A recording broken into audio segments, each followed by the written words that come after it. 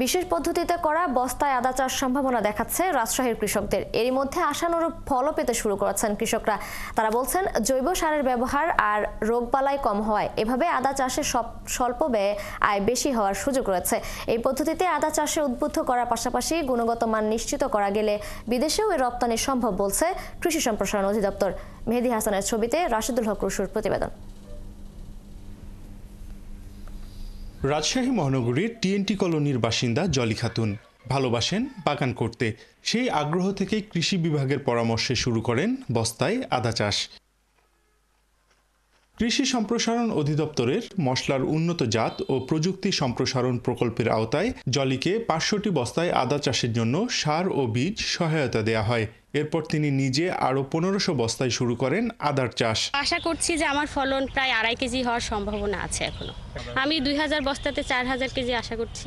প্রায় এখান থেকে আমি যদি বিক্রি করতে পারি 8 লাখ টাকা আর্ন করতে। রাজশাহী অঞ্চলের মাটি কোনোভাবেই আদা উৎপাদনের জন্য উপযুক্ত নয়। তবে নতুন এই পদ্ধতিতে অনাবাদি জমি, উঠান, এমনকি বাড়ির ছাদেও আদা চাষ সম্ভব। আর এতে তেমন ঝক্কি ঝামেলাও নেই জানান কৃষি কর্মকর্তারা। জৈব সারটা বেশি ফলন ভালো, গোবর সার আর ছাইটা বেশি দিলে এর ফলনটা বেশি হবে। আমরা পরামর্শ দিয়ে থাকি জৈব বালাইনাশক ব্যবহার করা। তাছাড়া ক্লিবায়ো নামে একটা জৈব ফর্মুলেশন আছে, যেটা ব্যবহার করার কারণে আদা বা বিভিন্ন ফসলের রোগবালাই একদমই দেখা। প্রকল্পের আওতায় জেলায় 50,000 বস্তায় আদা চাষে সহায়তা দিয়েছে কৃষি বিভাগ। তবে কৃষকরা অনুপ্রাণিত হয়ে নিজ উদ্যোগে 3 লাখের বেশি বস্তায় আদার চাষ করেছেন। বসতবাড়ি সহ ফল বাগান প্রতি জমিতে, তাহলে আদা আর আমাদের স্বয়ংসম্পূর্ণতা অর্জনের পাশাপাশি সেরকম আমরা যদি কোয়ালিটি করতে পারি তাহলে অবশ্যই সেটা বিদেশেও রপ্তানির একটা সম্ভাবনা। বস্তায় আদা চাষের মাধ্যমে এবছর জেলায় 600 টন আদা উৎপাদনের লক্ষ্যমাত্রা কৃষি বিভাগের, যার বাজার মূল্য প্রায় 12 কোটি টাকা। রাশিদুল হক রুশো, 71, রাজশাহী।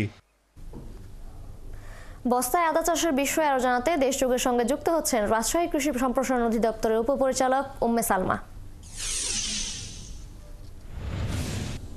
আপনাকে স্বাগত জানাচ্ছি দেশযুগে।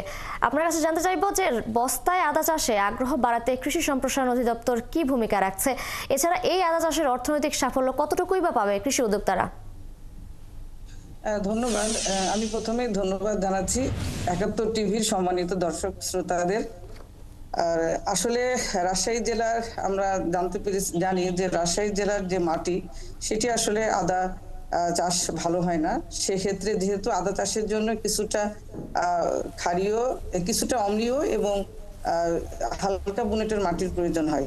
তো সেক্ষেত্রে এখানকার মাটি যেহেতু কিছুটা আমাদের এটা গঙ্গা বিধৌত পলল ভূমি এবং সাথে এখানে কিছুটা মাটির ক্ষারীয় প্রকৃতির, আবার আমাদের বরেন্দ্র এলাকা সেখানকার মাটি কিন্তু কিছুটা অম্লীয় হলেও আবার সেটা ভারী বুনেটের মাটি। সেজন্য আমরা বস্তায় আদা চাষের একটা উদ্যোগ নিয়েছি। তো সেক্ষেত্রে আমরা কৃষকদের পরামর্শ দিচ্ছি, প্রশিক্ষণ দিচ্ছি এবং তাদেরকে আমরা বিভিন্ন গ্রুপ মিটিং সহ তাদেরকে উদ্বুদ্ধ করছি যে যেন বসতবাড়ির আশেপাশে অথবা ফল বাগান অথবা অনাবাদি পতিত জমি যেগুলো আছে সেগুলো যেন আবাদের আওতায় নিয়ে আসে। তাহলে আদা যে আসলে আমাদের বাইরে থেকে যে আমাদের আমদানি করতে হয়, সেটি কিন্তু আসলে প্রত্যেকটা বসতবাড়ি আদা আবাদ করে সে আমদানি নির্ভরতা কমানো সম্ভব। আপনাকে অসংখ্য ধন্যবাদ আমাদের সাথে যুক্ত হবার জন্য।